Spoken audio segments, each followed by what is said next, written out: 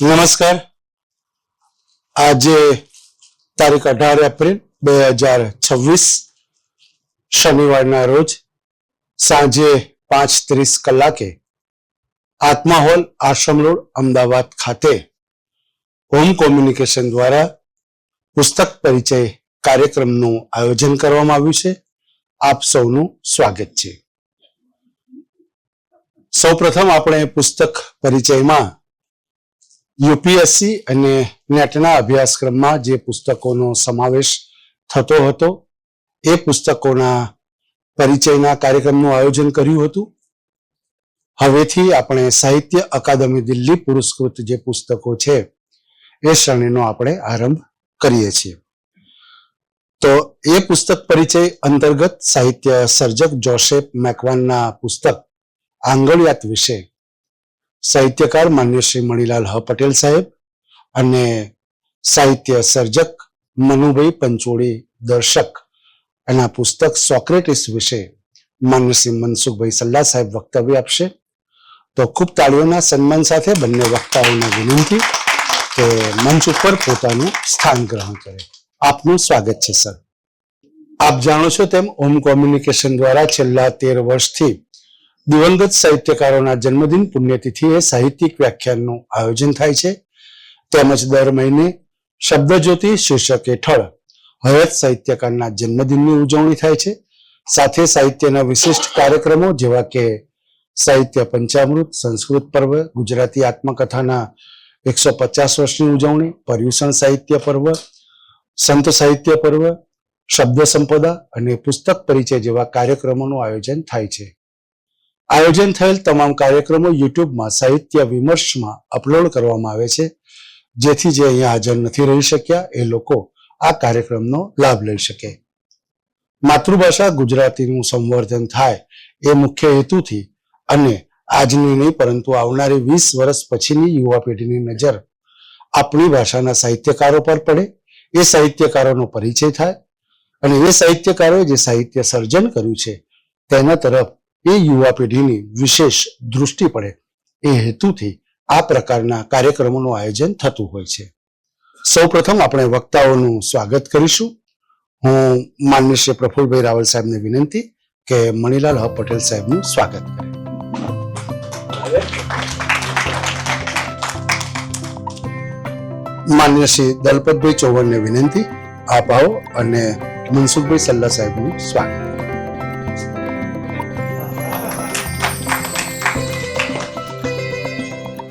આભાર પ્રફુલભાઈ રાવલ સાહેબ, આભાર દલપતભાઈ ચૌહાણ સાહેબ. હવે કાર્યક્રમની રૂપરેખા કંઈક આ પ્રકારે રહેશે. સૌ પ્રથમ સાહિત્ય સર્જક જોસેફ મેકવાનના પુસ્તક આંગળિયાત વિશે માન્ય શ્રી મણિલાલ હ પટેલ સાહેબ વક્તવ્ય આપશે. ત્યારબાદ મનુભાઈ પંચોળી દર્શકના પુસ્તક સોક્રેટિસ વિશે માન્ય શ્રી મનસુખભાઈ સલ્લા સાહેબ વક્તવ્ય આપશે. બંને વક્તાઓના વક્તવ્યની વચ્ચે સંચાલકની કોઈ ભૂમિકા રહેશે નહીં, જેની ખાસ નોંધ લેવા વિનંતી. વક્તાશ્રીના વક્તવ્ય પહેલા અને વક્તવ્ય બાદ અચૂક આપણે વક્તાશ્રીનું તાળીથી અભિવાદન કરીશું એવી નમ્ર વિનંતી.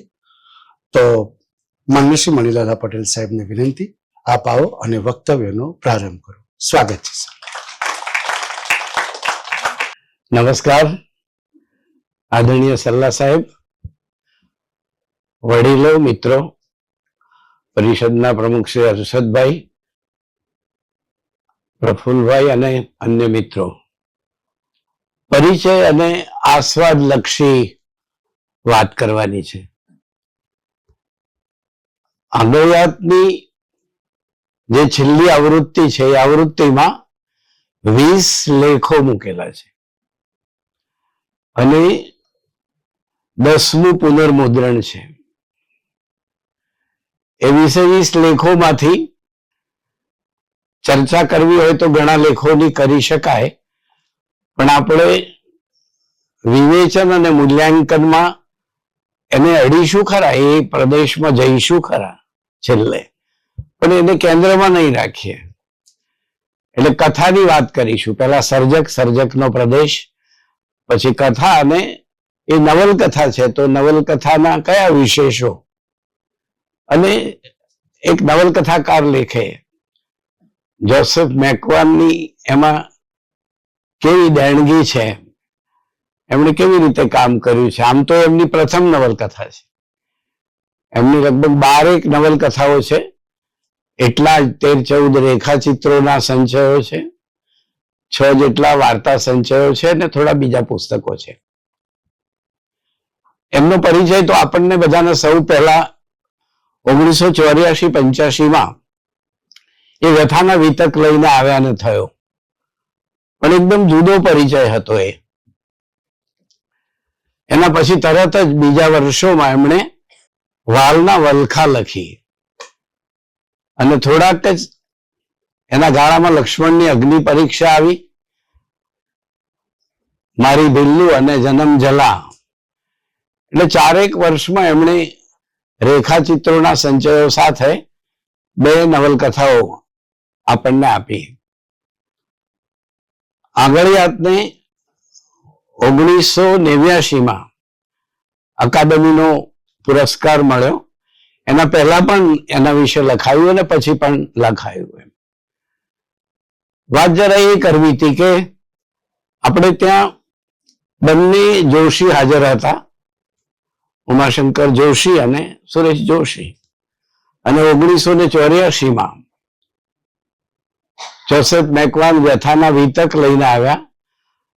દલપતભાઈ અને એમના કેટલાક મિત્રોએ મળીને દલિત વાર્તાનો સંચય લઈને આવ્યા. એ જ ગાળામાં થોડા માસ આગળ પાછળ કુંદનિકા કાપડિયા 7 પગલા આકાશમાં લઈને આવ્યા. એના પછીના વર્ષમાં 86 હિમાંશી શેલત અંતરાલ નામનો વાર્તા સંચય લઈને આવ્યા. મેં એટલા માટે કહ્યું કે બંને જોશી હાજર હતા. ઉમાશંકર જોશી એ જીવનને પહેલા મૂકનારા અને કલાની બાદબાકી નહીં કરનારા, અને સુરેશ જોશી કલાને આગળ મૂકનારા અને જીવનની બાદબાકી નહીં કરનારા. આ બંને સર્જકો હાજર હતા. એમનો સંદર્ભ પણ હતો. બીજી રીતે કહીએ તો પોતપોતાના યુગના એ પ્રહરી હતા, સાહિત્યના પ્રહરી. એના પછી પણ કેટલાક મિત્રો એ રીતે રહ્યા આપણે ત્યાં, કે લખનારને એમ થાય કે એ શું કહેશે એમ આ વાત છે. તો આજે કદાચ એ બધું ઓછું થતું જાય છે, પણ એ સમયમાં એ હતું. જોસેફ મેકવાને તો લખવાનું શરૂ કરેલું છે 64-65 અને પછી અમુક કારણોસર એમણે મૂકી દીધું અને પછીથી આ 1980 પછી ફરી લખતા થયા. પણ એ વચ્ચેના વર્ષોમાં એમણે પેટલીકર સાથે બેસીને કેટલુંક વાંચ્યું. પેટલીકરને એમની વાતોને એ વાગોળે છે, મળે છે એ વર્ષોમાં. અને પછી પોતાનો આંકડો પાડતા થયા. એમને મારે પહેલું મળવાનું થયું એમજે લાઇબ્રેરીના ભોંયતળિયે એક હોલ છે, એમાં એક પ્રવચન વખતે હું માનું છું કે એમને એક એવોર્ડ સંધાનનો આપવાનો હતો અને વ્યથાના વિતક માટે આવેલા, અને એ વખતે હું ઈડરથી આવેલો. એ એમનો પહેલો પરિચય. પછીના 2 વર્ષ પછી હું વલ્લભ વિદ્યાનગર ગયો અને એમની સાથે બહુ નજીકના સંબંધો શરૂ થયા અને ઘણા બધા વર્ષો સુધી એમને મળવાનું અને એમની આ બધી રચનાઓ વિશે વાત કરવાનું બન્યું. આંગળીયાતમાં પ્રવેશ્યાના પહેલા એ પણ કહું કે એમના જે રેખાચિત્રો આવતા હતા અને મુંબઈનું જન્મભૂમિ પ્રવાસી એના સાપ્તાહિક પૂર્તિમાં એ ભવાટવી લખતા અને ઘણા વર્ષો સુધી એમણે લખ્યું. હરીન્દ્ર દવે ત્યાં કામ કરતા હતા એ વખતે. એમને આવકારનારો એક બહુ મોટો વર્ગ હતો. કદાચ એ ગુજરાતમાં લોકપ્રિય મોડા થયા અને મુંબઈમાં વધારે લોકપ્રિય હતા. આ બધાના જુદા જુદા કારણો હશે. જેમ આંગળીયાત આવી અને એમને ઘણું કહેવાનું થયું.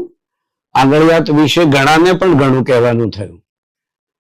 મેં આગળ ઉલ્લેખ કર્યો એમ આટલા બધા લેખો કોઈ કૃતિ વિશે હોય અને પછી બીજું બધું લખાયું હોય તો ખરું છે, એ પછી પણ લખાયું હશે. પણ આમાં મંજુબેન ઝવેરીનો લેખ હોય, ઉમાશંકરનો લેખ હોય, ભગવતી કુમાર શર્માનો લેખ હોય, રઘુવીરભાઈનો લેખ હોય, જશવંત શેખડીવાળાનો અને બીજા બધાના લેખો એમાં છે. અને બધા લેખોમાંથી આપણે કેટલીક વસ્તુઓ તારવીએ તો આંગળીયાત વિશે આપણને સંતોષકારક રીતે વાત કરવાનું ગમે, અથવા તો વાત કરતા આપણને સંતોષ થાય. મર્યાદાઓ તો બધાએ બતાવી છે, આપણે છેલ્લે જરૂર પડશે તો એની 2-3 મર્યાદાઓની વાત કરીશું. મર્યાદા તો દરેકને હોય, પણ આ કૃતિમાં જરા જુદી રીતે એ વખતે ઉપસી આવેલી વાત છે, તો એની વાત કરીશું. જોસેફ મેકવાન એક જુદો પ્રદેશ લઈને આવ્યા, એમ આપણે એટલા માટે કહીએ છીએ. આમ તો પેટલીકર એમના પહેલા આવ્યા અને ચરોતરમાંથી આવ્યા, પણ પેટલીકરે ચરોતરના પાટીદારોનો સમાજ અને ત્યાંના પાટણવાડિયા અને બારૈયા ધારૈયાઓનો સમાજ છે, એમના વિશે એમણે વાત કરી પેટલીકરે વિશેષ. જોસેફ મેકવાન ઓડ ઉમરેઠ અને ખંભોળની આસપાસનો જે પ્રદેશ છે, પાટીદારો તમાકુ પકવતા હોય, એમની ખળીઓમાં મજૂરો કામ કરતા હોય, દલિતો, વંચિતો, પીડિતોનો એ સમાજ હોય, એ ભૂમિકા એમણે પહેલી એમની કૃતિઓમાં શરૂ કરી. જે કૃતિ પહેલી લખી અને ચાપસી ઉદ્દેશીએ એને જુદા કારણસર રિજેક્ટ કરીને એમણે લખવાનું બંધ કર્યું. એમાં પણ વાત તો તમાકુના પીલા કાઢવા જનારી એક સ્ત્રીની જ છે. ઠંડીમાં એનો દીકરો મૃત્યુ પામે છે, ઝાડની ડાળીએ ખોયું બાંધેલું એમાં મૂકેલો, અને પછી એમણે એવું કહ્યું કે મારે જે લખવું છે એ આજે અહીં સ્વીકારાય એમ નથી, અને જે સ્વીકારાય એમ છે એ મારે લખવું નથી. એટલે 10-12 વર્ષ સુધી એમણે ન લખ્યું. અને મેં કહ્યું એમ એ પેટલીકરની સાથે પાસે રીસર એ પેટલીકરની ઓફિસમાં, એ વખતે પેટલીકર પાટીદારમાંથી સંસાર નામનું મેગેઝિન કરેલું એ ચલાવતા. પેટલીકર શિક્ષક હતા પાદરા પાસેના સણિયાદમાં, જ્યાંથી અમને એક કિસ્સો મળેલો ને એમણે જન્મ ટીપ લખી. પણ જોસેફ મેકવાનને એમની પાસેથી મળ્યું તો એ મળ્યું કે વિચાર વિના કોઈ પણ સાહિત્ય લાંબુ ટકતું નથી. માત્ર સંવેદનના જોરે, પેટલીકરે તો લખ્યું પણ છે, ચિંતન શબ્દ એમણે નથી વાપર્યો, પણ એમ કહ્યું કે કોઈ પણ સાહિત્ય વિચાર વિના ટકતું નથી. જોસેફે સંવેદન અને વિચાર એ બંનેનો તાણો વાણો કરીને કામ શરૂ કર્યું. એમના સમાજની ભૂમિકા, ખાસ કરીને જે આંગળીયાતમાં જે સમાજ છે એ સમાજના પાત્રો છે, પ્રમાણમાં ખાધે પીધે સુખી એટલા માટે છે કે એ લોકો શાળ ઉપર વણવાનું કામ કરે છે, પછી પાછળથી થોડા સંચા લઈને એમાં પણ કામ કરતા હોય, પછેડીઓને મોદીઓ વણતા હોય અને આસપાસના ગામોમાં વેચતા હોય, હરાજી કરતા હોય, ગ્રાહક હોય એમને કે અને એ બનાવી આપે. ને એ રીતે આંગળીયાતના જે પાત્રો છે એ લોકો પ્રમાણમાં ઉપેક્ષિત સમાજના જરૂર છે, પણ હેન્ડ ટુ માઉથ નથી. એ લોકો માટે અનિવાર્ય નથી ત્યાં ખેતરોમાં કામ કરવા જવું. એમ ખેતરોમાં કામ કરવા જાય ને શોષણ થાય એ પાત્રો નથી એમ નહીં, પણ એ પાત્રો એમણે વ્યથાના વિતક, વાલના વલખા, જન્મ જલામાં લીધા છે, રેખાચિત્રોમાં લીધા છે. સુદીર્ઘ રેખાચિત્રો, તમે રેખાચિત્રો શબ્દ નાનો પડે, ચરિત્ર નિબંધ એમ આપણે શબ્દ પ્રયોજવો પડે. આંગળીયાતની વાત શરૂ કરીએ તો વાત એમ કહેવી પડે, મારે 3 મુદ્દા એમાં કહેવા છે. તે ભારપૂર્વક એ કહેવું છે કે આ પાત્રો ખરાઈ માટે જીવે છે. સત્ય શબ્દ હું નથી વાપરતો. ખરાઈ, જે કોઈ કામ કરે છે કે જાણે છે એ વિશે ખરાઈ કરી લે છે કે આ બરાબર છે કે એને બરાબર કર્યું, આપણો વાંક આટલો છે કે નથી.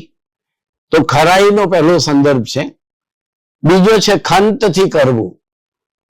ખરાઈ છે, પછી ખંત એટલે પરિશ્રમ કરવાનો છે, એના વિના કશું મળતું નથી તે.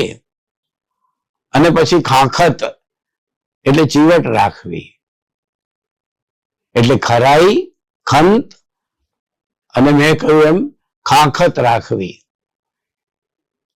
એમનું કોઈ પણ પાત્ર લો, આંગળીયાતના મુખ્ય પાત્રો છે એમાંથી, તો એ પાત્રોમાં તમને આ ગુણ જોવા મળશે. આંગળિયાતની કથા સહેજ કહી દઈએ. શરૂ થાય છે આંગળિયાત નવલકથા. બહુ સરસ પરોઢનું વર્ણન છે. વાલજી આવવાનો છે, ટીહો ઉઠી ગયો છે.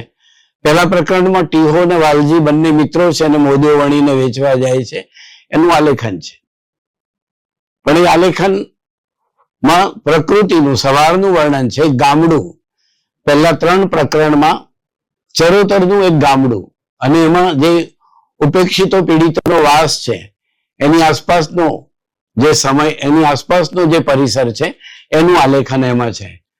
ઘંટી દળવાનો, ભેંસ ધોવાનો, માખણ કાઢવાનો, એ બધા જ એકબીજાના ઘેર જવાનું આવવાનું, એ બધા વર્ણનો એમાં, ખેતરે જવાનું, એ બધી જ વસ્તુઓ એમણે મૂકી. એની વચ્ચે વહેલા ઉઠીને ટીહો ને વાલજી મોદો લઈને વેચવા જાય છે. અને પછી બીજા ગામે, બીજા પ્રકરણમાં એનું વર્ણન આવે, ભવાન ભગતનું વર્ણન પણ આવે. ભવાન ભગત વિશે એમણે અલગ રેખાચિત્ર પણ કરેલું છે. અને એના પછીની ભૂમિકામાં વાલજી જે છે, એના પત્ની કંકુ, એ વાલજીને સતત કયા કરે છે કે તમે ટીહાભાઈ માટે લગ્નનું કરો કશું, કોઈનું માનતા નથી, એ તમારું કયું માનશે. અને એને બતાવે છે જગા, પણ ટીહો કેમ ના પાડે છે ને એ કોઈને કરાવવા નથી દેતો. પણ 3-4 પ્રકરણમાં એ જે દર વખતે જ્યાં મોદીઓ વેચવા જતા એને બદલે ફંટાઈને ટીહો એને શિલા પર લઈ જાય છે. અને ત્યાં પાદરમાં એ લોકો મોદીઓની હરાજી કરે છે. અને પછી જે ઘટના બને છે કે પેલી દલિત સ્ત્રીઓ પાણી ભરીને આવતી ને કોઈએ ઢેખાડો મારીને મેઠીનું માટલું ફોડ્યું અને પછી ટીહો એનો અવાજ કરે છે અને પછી જે મારામારી થાય છે, બધા લોકો આવે છે અને ટીહો બધાની સામે થઈને જવાબ આપે છે. અને પછી એ નીકળીને એ ગામમાંથી જતા રહેવા માટે નીકળે છે, પણ વાસમાં જાય છે, ત્યાંથી પસાર થાય છે તો મેઠી અને પછી એના પિતાજી આવે છે ને બંનેને રોકે છે અને એને જમીને જવાનું કહે છે અને બધી વાત થાય છે. એ વખત આ બધી વાતો સ્પષ્ટ થાય છે. આઝાદીનું આંદોલન ચાલે છે, ડેલાવાળા શેઠ છે, એમણે શું કર્યું છે એની વાત આવે છે. શિલાપરમાં ધોળસંગ છે, એણે શું કર્યું છે, કેવી રીતે મુખીના બળદ છોડી ગયો છે, એણે પૈસા તમાકુના ન આપ્યા તે. આમ આખો એક પરિવેશ, એમ માત્ર પીડિતો કે દલિતો કે એમનું શોષણ છે એવું નહીં, એમ દાદાગીરી ચાલે છે અમુક કોમની, અમુક લોકોની. અને એના કારણે ગામમાં જે એક હંમેશા તંગ વાતાવરણ રહે છે એ નવલકથામાં વર્ણવાતું આવે છે. કંકુની આખી જે વાત છે, કંકુ, આપણે, હું એટલા માટે અટકીને બોલું કે મને તરત યાદ આવે કે આપણે જેમ માનવીજી ભવાઈમાં જેમ રાજુ છે, એમ કંકુનું ચરિત્ર જરા જુદા પ્રકારનું છે, ગુણિયલ છે.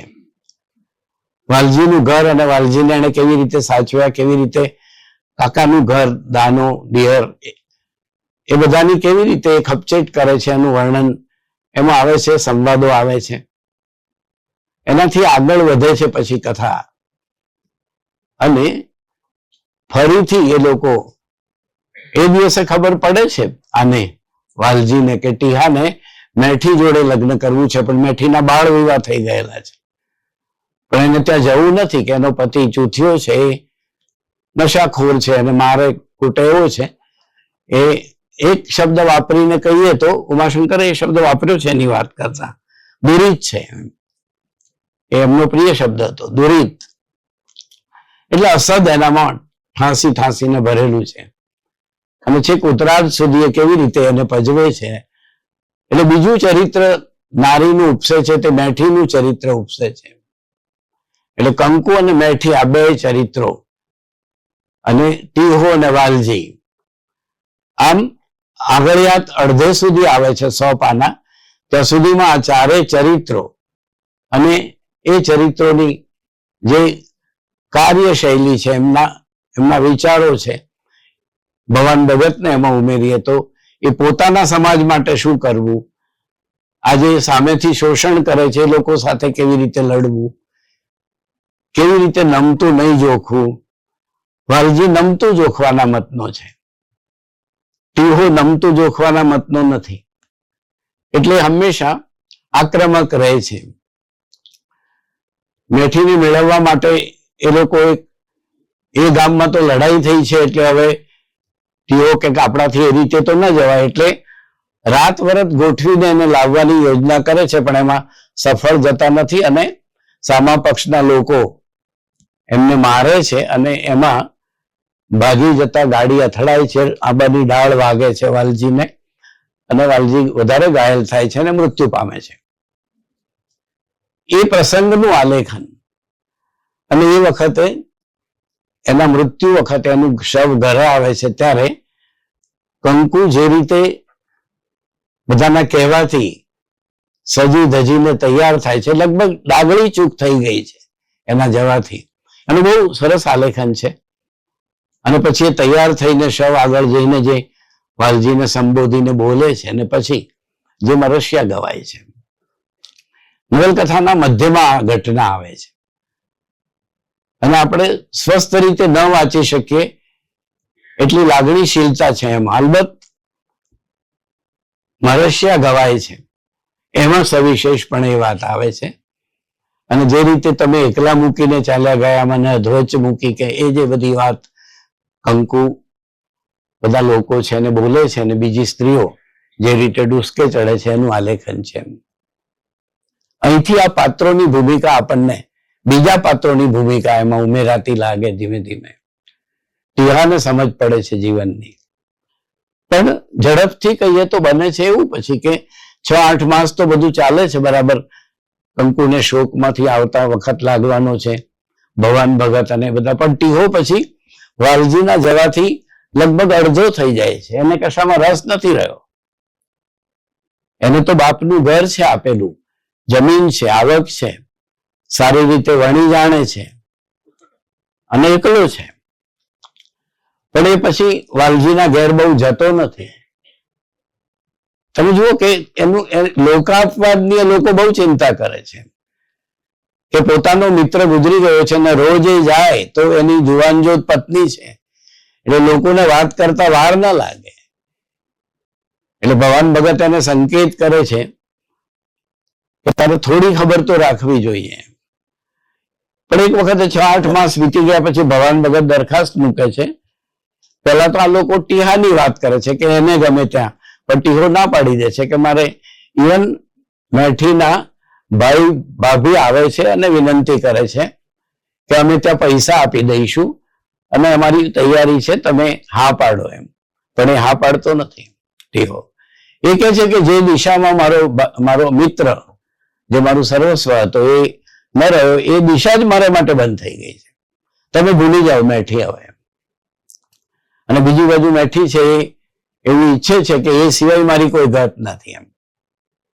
પણ પછી મેઠીએ જવું પડે છે, એની નાતના આગેવાનો મળે છે અને એમાં જે એક ચરિત્ર છે તે ખુશલો ખાંટ, નાતનો આગેવાન.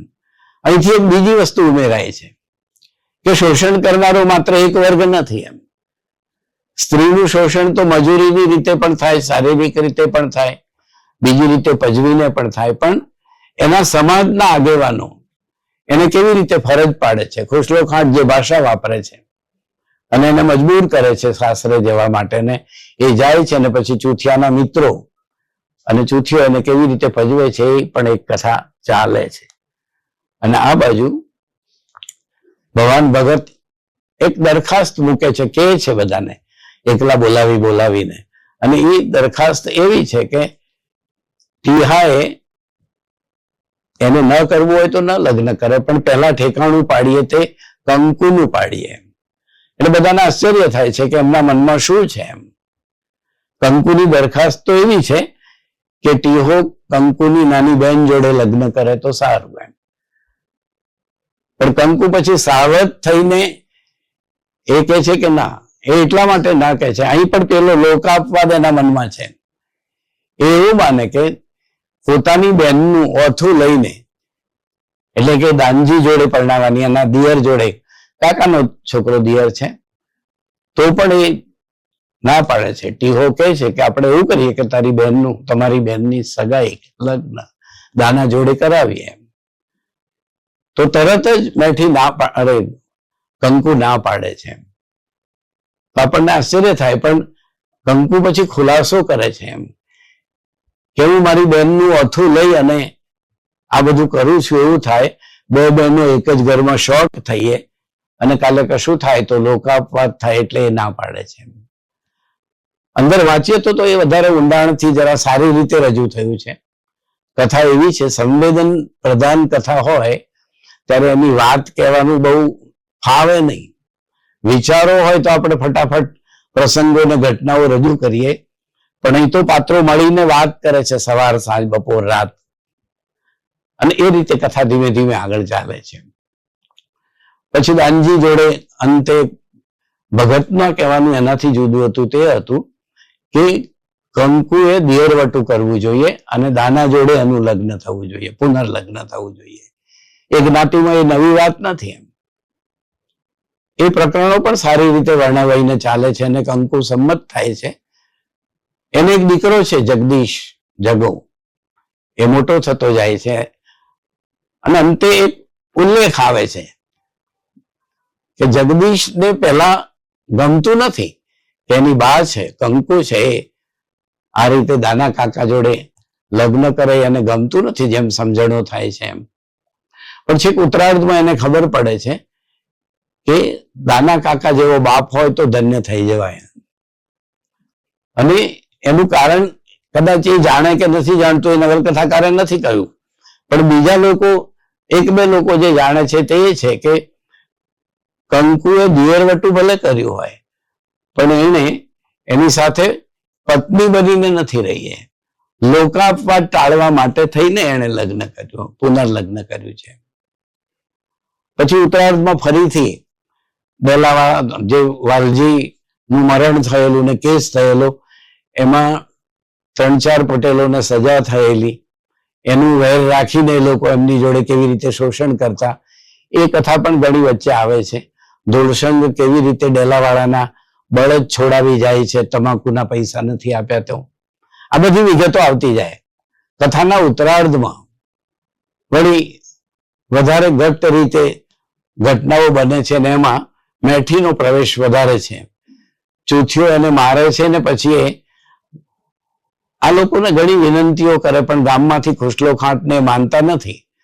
એક વખતે કંટાળીને એને પણ દીકરો થયો છે, જે ગોકળ પછી આંગળી હાથ આવે છે આ લોકોના ત્યાં. તો એક વખત એને એટલો બધો એ મારે છે મેઠીને, અને એ ભાન ભૂલીને બાજુમાં જે પડેલું ડખણું છે એ લઈને એ પેલા નશાખોરને મારે છે ને એ લગભગ અધમુઆ જેવો થઈ જાય છે ને જાણે કે મરી ગયો એમ માનીને એ પોતાના દીકરાને લઈને ભાઈ બહેનની પાસે જાય છે. શિલાપરની છે ત્યાં જાય છે. આ ગામ રત્નાપર છે. તો ભાઈ બહેન ના પાડે છે. બાપુજી તો ગુજરી ગયા છે. ભાઈ બહેન ના પાડે છે કે નહીં, આ રીતે તું આવી તો નહીં એમ. અને પછી એ નીકળી જાય છે ને એ રત્નાપુર તરફ જતા સીમમાં જે કૂવો છે ત્યાં ઊભી છે અને ત્યાં બાજુના ખેતરમાંથી ટીહો આવે છે.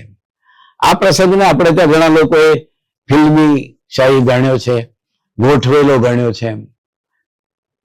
પણ જે લોકો કલા વિશે વિચારતા હોય વારે વારે, એ લોકો એ પણ જાણતા જ હશે કે જીવન પોતે ઓછું કલાત્મક નથી. એક ઉદાહરણ લઈએ આપણે સાદું કે ભાઈ ઉમાશંકર જોશીની સાપના બારા, એ સાપના બારા નામનું એમનું એકાંકી. હવે તમે સાબરકાંઠાનો એ ગામડાનો એક સમાજ જુઓ અને એક સવાર પડી છે અને ઢોર બાંધેલા છૂટી ગયા છે, ગાય વાછરડા બાંધેલા, લીમડાના મૂળ નીકળી આવ્યા છે, ઓછી અવર જવર છે, બ્રાહ્મણોનું ફળિયું છે, અને જે ઘટના બને છે તો ઉમાશંકરે જાણે એક આખો પ્રસંગ જ ઉપાડીને સીધો સંવાદ દ્વારા મૂકી દીધો છે. એમણે કોઈ ફેરફાર નથી કર્યો એમ આપણે કલ્પી શકીએ, માની શકીએ. એમ આમ જ બને, પાત્રો આમ જ બોલે. વિધવા વહુ છે એ સગર્ભા બની છે અને એની બાને બોલાવવામાં આવી છે કે જો આ તારી દીકરીએ શું કર્યું, અમારું નામ બોલ્યું તે. અને નામ તો એ લે છે સસરાનું એમ, પણ એ કઈ એટલું પ્રગટ થવા નથી દેતા. એને સગી બાને એ એમ કે છે કે તું કાચ આપીને શીરામાં કાચ ખવડાવી દે. તો એ આખો એ પ્રસંગો એ સમયના પ્રસંગો છે. તો ઉમાશંકરે એ આખી જ વસ્તુ લઈને મૂકી હોય એવું આપણને લાગે. હા, એને એ રીતે સમજવું જોઈએ કે આપણે બહાર ઉભા રહીને ખુલ્લામાં એક મોટું દ્રશ્ય જોઈએ છીએ, પહાડો, નદી, ખેતરો, ગામ, તો ખાસો વિખરાવ લાગે છે. પણ તમે એને એક બારીની ફ્રેમમાંથી જુઓ, તમે એક કેમેરા ગોઠવીને એને એક ફ્રેમ આપો, તો ફ્રેમમાં એક ચિત્ર આવે છે એ જ ચિત્ર, પણ એ ફ્રેમમાં આવે છે ત્યારે એ જુદી રીતે આપણી સામે આવે છે. ફ્રેમમાં આવવાના કારણે એને ડાયમેન્શન મળ્યા છે, લંબાઈ, પહોળાઈ, ઊંડાઈ. એ ડાયમેન્શનના કારણે આપણને એ દૃશ્ય વધારે કલાત્મક લાગે છે, એમાં આપણને સૌંદર્ય દેખાય છે. એ જ રીતે જીવનના બનેલા પ્રસંગોને જ્યારે જોસેફ મેકવાન આ બધા પ્રસંગોમાં આલેખતા જાય, પાત્રોની મનસ્થિતિને આલેખતા જાય, પાત્રોના લગભગ મુખર કહેવાય એવા સંવાદોને આલેખતા જાય અને એની સાથે આ બધાને જોડતા જાય, ત્યારે આપણને એક જીવતો જાગતો સમાજ, હું ગયો છું એ વિસ્તારમાં વારે વારે એમની સાથે, એમનો વાસ જે ઓરડમાં છે, લીમડાઓ કે છે તે, બાજુમાં કૂવો જ્યાં એને ઘણો વર્ષ પાણી ભર્યા અને જે રીતે એ મોટા થયા, તો એ બધી વસ્તુઓ જોઈ ત્યારે એ એમના ગામમાં હું એમની સાથે ગયો ત્યારે મને બહાર બેસાડી એક જગ્યાએ, ચોરા જેવો ઓટલો છે, લીમડો છે, અને ત્યાં એક ભાઈ બેઠેલા હતા, કાકા. મને કહ્યું કે તમે અહીં બેસો, ને હું અંદર જઈને જરા ઘર સરખું કરીને આવું. એમના સાવકા બા એકલા રહેતા એટલે અંદર ગયા. એટલે હું બહાર બેઠો તો પેલા કાકાને મેં પૂછ્યું કે શું નામ તમારું, તમે આમને ઓળખો? તો કે હા, જોસેફ છે એમ. પછી મેં પૂછ્યું કે એ લખે છે એ તમને ગમે છે એમ? એ શું લખે છે તમે જાણો છો? એટલે એમણે મને એવું કહ્યું કે ખબર છે ને, એ મોટા લેખક થઈ ગયા તે ખબર છે. અમારી પોતાની, અમારા માણસોની, અમારા સમાજની જાંગ ઉગાડી કરીને એમને મોટા થવું છે, એમને બધામાં પહોંચી જવું છે, ઇનામો મેળવવા છે. એમની ભાષામાં એ માણસે વાત કરેલી. એમ લેખકને હંમેશા પોતાના સમાજ તરફથી સાચું લખતો હોય, બદલીને લખતો, રૂપાંતર કરતો હોય, પણ એને મળે છે તો જાકારો. મેં જોયું કે, અને કંકુડીનો મોતિયો એ નામનું જે રેખાચિત્ર છે એના નાયક હતા એ જે મોતી કાકા બેઠેલા હતા. એટલે એમણે મને કહ્યું કે મારા માટે લખ્યું છે, મારા વિશે લખ્યું છે એમણે. એમ તો મેં કહ્યું તમે લડ્યા નહીં એમને? તો કે લખી દીધું પછી હું લડવાનું.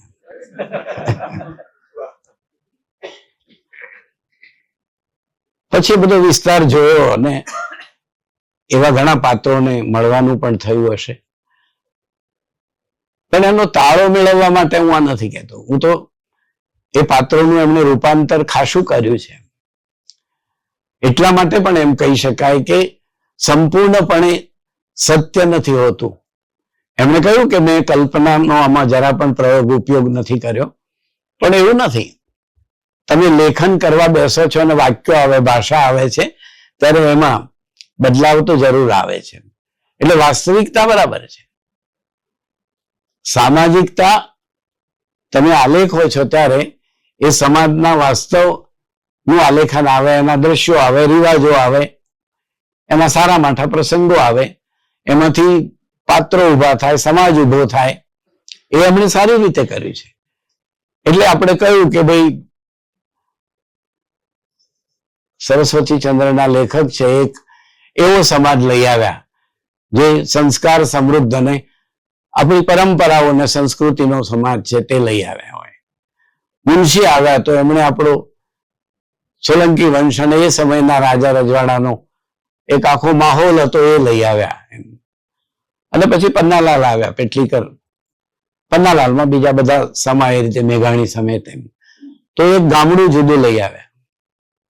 અને એના પછી ઉપરવાસ કથાત્રયી લઈને રઘુવીર ચૌધરી આવ્યા અને એમણે ઉત્તર ગુજરાત, એકલો મહેસાણા જિલ્લો નહીં પણ ઉત્તર ગુજરાત, અને આઝાદી આવ્યા પછીના 2-3 દાયકામાં એ મલક કેવો હતો, એ મલકમાં શું બન્યું, એની વિચારધારા કેવી રીતે આવી, ખેતી કેવી રીતે બદલાઈ, ભણતરે શું કર્યું, એ બધી જ વસ્તુઓ એમણે એમાં આલેખી. એના પછી જોસેફ આવ્યા. એટલે ધવલ મહેતાએ એને એક જુદું ચોથું મોજું એમ કહીને એમણે એના વિશે એની આર્થિક બાબતોને તપાસીને એમણે એ કામ મૂક્યું, એમની સામે એને રજૂ કર્યું. એમ સરસ્વતી ચંદ્ર 1886 87 પહેલો ભાગ બહાર પડ્યો, બરાબર 100 વર્ષે 1986-87 તે આગળ યાદ પ્રગટ થઈ. 100 વર્ષ પછી નવલકથાએ 100 વર્ષની યાત્રા કરી છે. અને પછી જોસેફ મેકવાન એક એવો મલક લઈને આવ્યા છે જે પન્નાલાલમાં પણ નહોતો. પન્નાલાલમાં છે આદિવાસીઓ છે, મેઘો ગામેતી છે, જુદા પ્રકારના લોકો બીજા પણ છે, જીવો દાઢ છે, અને ઇવન ના છૂટકેમાં દરિયા અને રૂમાલ પણ છે. પણ જોસેફ મેકવાન જે યાતના વાળો સમાજ લઈ આવ્યા, જે સમાજમાંથી બોલનાર માણસો નહોતા, પોતાની કથા વ્યથા તો કહી ન શકાય, તો એમના વતી જાણે જોસેફે કહેવા માંડ્યા. એ કેમ કહી શક્યા? જોસેફ કેમ આગળ યાદ લખી શક્યા? તો એનું કારણ તો એમણે રેખાચિત્રો કર્યા, એ તો આપણે કહી શકીએ. પણ બીજું એક કારણ એ છે કે એમણે વેઠ્યું છે. એમણે વેઠ્યું છે એટલે ભૂખ તરસ પણ વેઠી છે, ઉપેક્ષાઓ વેઠી છે, આ માણસોને થતા અન્યાયો વેઠ્યા છે. એમને માટે જ એમને ખૂબ લાગણી બતાવી છે. એ માણસોને એમણે એકલા અને સોરાતા જોયા છે અને કશું જ ન કરી શક્યા. એમના રેખાચિત્રો વાંચીએ ત્યારે આપણને લાગે કે કેટલા નિસહાય છે એમ. અને પછી એમને સમજાયું કે આ નિસહાયતાનો ઉપાય માત્ર શબ્દ છે, અને શબ્દમાં જઈને પછી એમણે કેમ સંવેદન વિશેષ છે, એમાં વિચાર તો છે જ, પણ વિચાર તો આટલો જ છે. આગળિયાતમાં જે આઝાદી આવનારા પહેલાનો સમય થોડોક છે, 1935 થી 1945 ના 10-12 વર્ષનો સમાજ છે. એમાં ડેલાવાળાને એ રીતે જે ખેતરો ખળીઓમાં બીજી બધી રીતે આ લોકોની મોદીઓ મેળવવાની હોય, પૈસા ના આપવાના હોય, હરાજી ન કરવા દે, અમે તારા ગ્રાહક છીએ, તારા આપવી જોઈએ, એવા સાદા શોષણની વાત એમાં છે. પણ નારી શોષણની વાત પણ એમાં છે. જોસેફે આગળિયાતમાં એટલી ઉજાગર નથી કરી, એ પછી એમણે રેખાચિત્રોમાં કરી છે.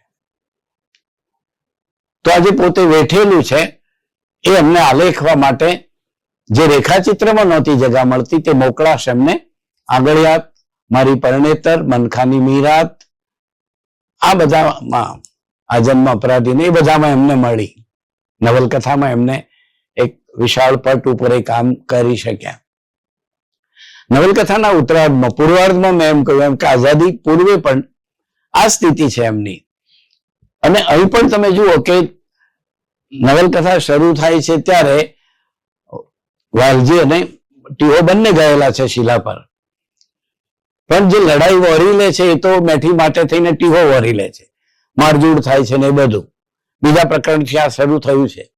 તો નવલકથા આરંભાઈ છે ત્યારે પણ આ જ ઘટના છે, અને અંત પણ છે ત્યારે પણ ટીહાનું લગ્ન એ લોકો કરાવે છે, કંકુ ને એ બધા. પછી ટીહો નથી માનતો, પણ વાલી નામની એક સ્ત્રી સાથે, યુવતી સાથે ટીહાનું લગ્ન કરાવવામાં આવે છે.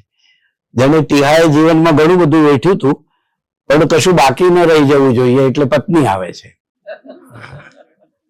અને એ જે પીડા આપે છે એને રાત દિવસ જે રીતે, એ અમસ્ત મેઠી એમના ગામમાં રહેવા આવી છે, અલગ રહે છે જગદીશ જોડે.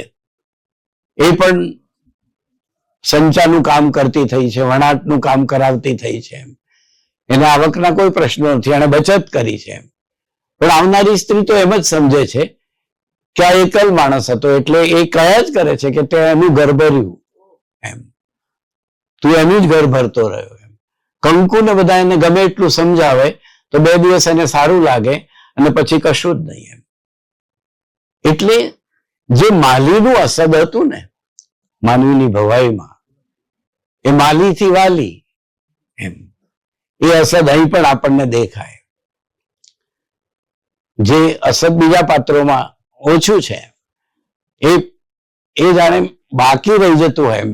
મેઠીને ઘણી બધી તકલીફ પડે છે ટીહાને આટલી યાતના થાય છે, એ બધા લોકોએ સોગંદ ખવડાવીને એને પરણાવ્યો, એટલે કંકુને બધા બહુ હેરાન થાય છે, પણ કશું કરી શકતા નથી.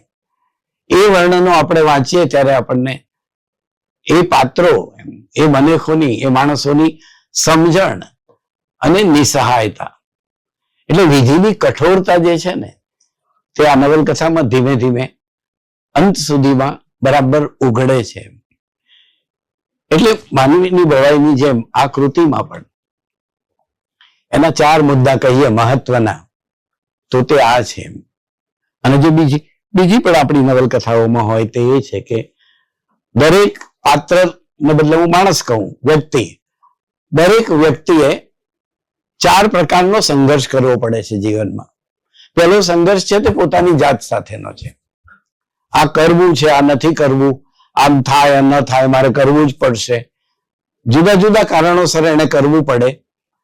એ પોતાની જાત સાથે લડતો રહે છે. તે તમે જુઓ કે ટીહો પોતાની જાત સાથે લડતો રહે છે, કંકુ પોતાની જાત સાથે લડતી રહે છે વાલાના ગયા પછી, કે આમ ન થાય ને આમ થાય. તે એમ પાત્રો એકબીજાને કહી નથી શકતા.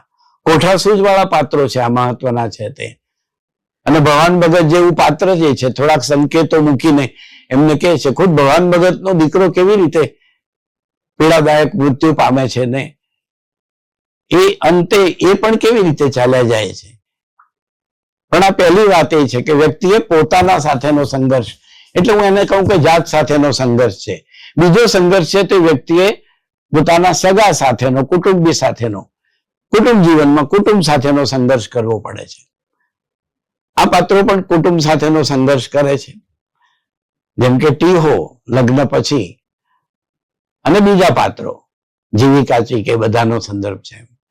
ત્રીજો સંઘર્ષ છે તે સમાજ સાથેનો છે. વ્યક્તિ છે, પછી કુટુંબ છે, પછી સમાજ સાથેનો સંઘર્ષ શરૂ થાય છે. જેમ કે મેઠી જે વેઠે છે એ સમાજના કારણે વેઠે છે, પિયરમાં રહી શકે એમ નથી. અને શાસ્ત્રીમાં તો એ કાયમ બળતી ને જળતી રહી છે, તો એ જાય ક્યાં? એને 2-3 વખત નાતને કહ્યું, પણ એનો કોઈ જયવારો નથી એમ.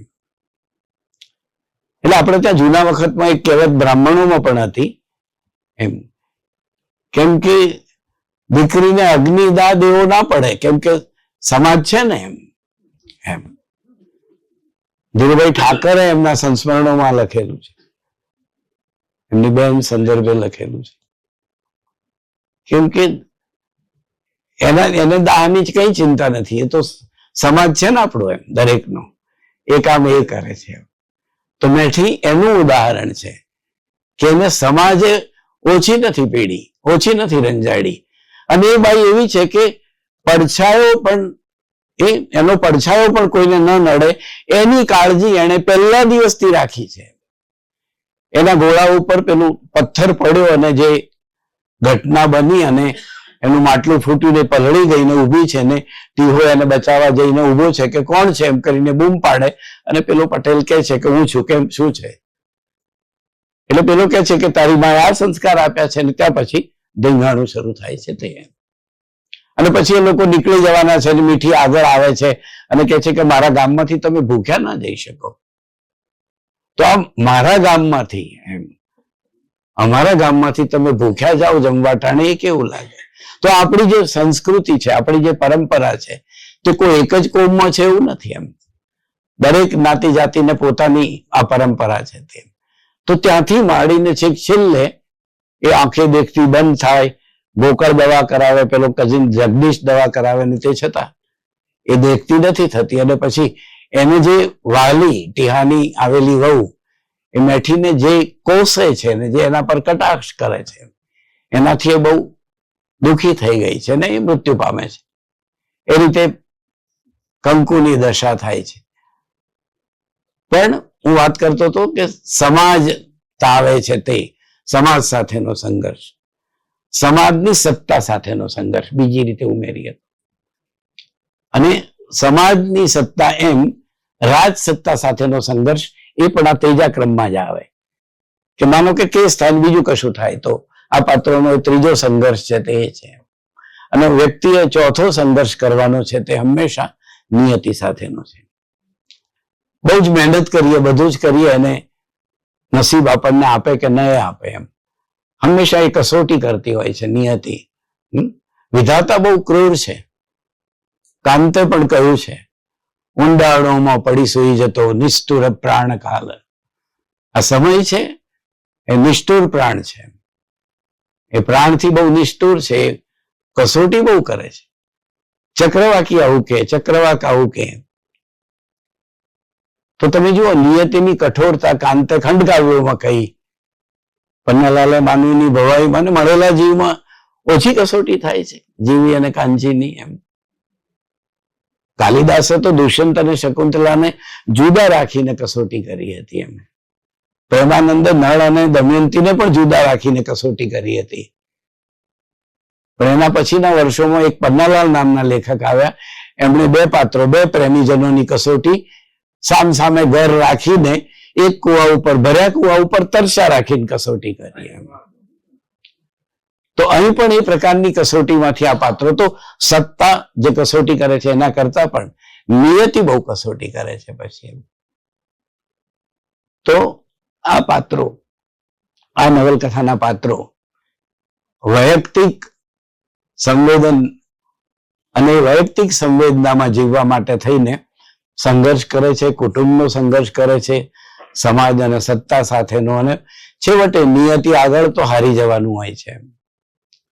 કેમ કે નિયતિથી ઉપરવટ કશે જઈ શકાતું નથી. એ પાત્રોના જે રીતે મરણ બતાવ્યા છે પછી છેલ્લે. આ થઈ નવલકથાની વાત એમ. હવે જે મેં પેલી વાત કરી હતી કે બે ત્રણ મુદ્દાઓ જે છે, તો એક મુદ્દો જે બહુ ચર્ચાયેલો તે મુદ્દો એ છે, ઉમાશંકરે પણ કહ્યું કે પાત્રોની ભાષા તો બરાબર છે, કે પાત્રો પોતાની લોકબોલીમાં બોલે છે, તો લોકબોલી તો બરાબર છે, પણ કથક પોતે પણ લોકબોલીમાં વાત કરે છે. એની એ દિવસોમાં બહુ ચર્ચા થયેલી. જશવંત શેખડી વાળાએ તો નવલકથાની બહાર જઈને એ પાત્રોની જ્ઞાતિના શબ્દો વાપરીને, જે ન બોલાય એવા શબ્દો વાપરીને લેખ કરેલો. જોસફભાઈનો એક જવાબ આપેલો છે આ નવલકથામાં, એક લેખ છે એમાં એમણે એનો જવાબ આપેલો છે. શિલાસ પટેલિયાને 2 વાક્યો લખે ને ત્રીજા વાક્યમાં કલા નથી બનતી, કલા નથી બનતી એમ કરીને એણે પણ સખત રીતે આંગળિયાતની ટીકા કરેલી છે. એ લેખ પણ જોસેફે એમાં મૂકેલો છે. આપણને પૂછવાનું મન થાય કે તમારે મન કલા શું છે? નવલકથા શુદ્ધ કવિતા છે? નવલકથા કવિતા નથી. નવલકથાનો અર્થ જ એ છે કે સમાજ જીવનની વાત કરે છે. વ્યક્તિ જીવનની વાત કરતી હોય ત્યારે પણ વ્યક્તિ સમાજ સિવાય તો નથી રહેતો. સમાજમાં ન ભળતો હોય તો પણ સમાજની વચ્ચે થઈને આવે છે, જાય છે, પ્રાપ્ત કરે છે અને આપે છે કોઈને. તો સમાજ જીવન ત્યાં પ્રત્યક્ષ આવે છે. અલબત્ત એનું રૂપાંતર કરી શકાય એમ. ઉમાશંકરે આ શબ્દ વાપર્યા પછી એમ કહ્યું કે પાત્રો કથક પણ આ જ ભાષા વાપરે છે. પછી એમણે એનો ખુલાસો એક નાનકડા વાક્યથી કર્યો કે જો કે એનાથી પાત્રો અને લેખક અને પાત્રો વચ્ચે જાણે ઘનિષ્ઠતા હોય એવું આપણને લાગે. તો એક વાક્ય એમણે એ રીતે લખીને વાત કરી તે એમને એનો જાજો વાંધો નથી, બરાબર છે. ભગવતીભાઈએ જરા જુદી રીતે કહ્યું. ભગવતીભાઈએ એમ કહ્યું કે તો આ જ રીતે હોય, પણ એનો વાંધો, જેમ કે હું માનું છું કે વેદ સાહેબનો ટૂંકો લેખ છે એમાં પણ એની વાત છે. નવલકથાના ભાષાના સંદર્ભો પછી મંજુ ઝવેરીએ કહ્યું એમ, મંજુ ઝવેરીને એ મુદ્દો કયો છે એમણે કે લેખકની કથકની ભાષા જુદી હોય એમ, પણ અહીં નથી. પણ અમે તો પાત્રોની ભાષામાંથી પણ ઘણા શબ્દો અમને ખબર નથી પડી, પણ અમુક શબ્દો બાદ કરતા પણ પાત્રોનો ભાવ અમે પામી શકીએ છીએ. એટલે નવલકથા માંથી એમ મળે છે એમ કહ્યું એમણે કે કઈ નવલકથા એથી અટકી જતી નથી એમ. વર્ષો પહેલા એક વખતે અહીં વાત થયેલી, હું બોલવા કઈ આવેલો ને એમજે લાઇબ્રેરીનો નીચેનો હોલ જ હતો. રમણલાલ જોશી, ચીમનલાલ ત્રિવેદી ને બધા હતા ને એમણે એ વખતે આ નવલકથાઓની એની વાત કરીને એમ કહ્યું કે આ બધા જે ગ્રામ બોલી લઈ આવ્યા છે તો એ બધાએ અમે એ વખતે આપણે બધા લખતા હતા, તે તો ગ્રામ બોલી લઈ આવ્યા છે, એ બોલીના ઘણા શબ્દો નથી સમજાતા, એટલે પછી મારે બોલવાનું આવ્યું ત્યારે મેં એમ કહ્યું એમને કે તમે 7% લોકોની ભાષા વાપરીને 100 વર્ષ લખ્યું. તમે 7% લોકોની ભાષા વાપરીને તમે 100 વર્ષ લખ્યું.